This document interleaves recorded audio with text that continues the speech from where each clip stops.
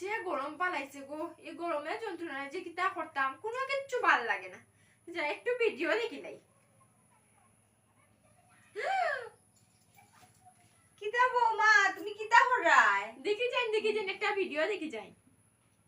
ওই দেখুন মা একটা ভিডিও পাইছি, আজকে থেকে আর গরম লাগতো না, খালি ঠান্ডা আর ঠান্ডা। দেখুন ভিডিওটা। আজকে মনে হয় সব শেষ। আমি সূর্যটারে ফাটাইমু তিয়া সূর্য উঠতো না আর গরমও লাগতো না।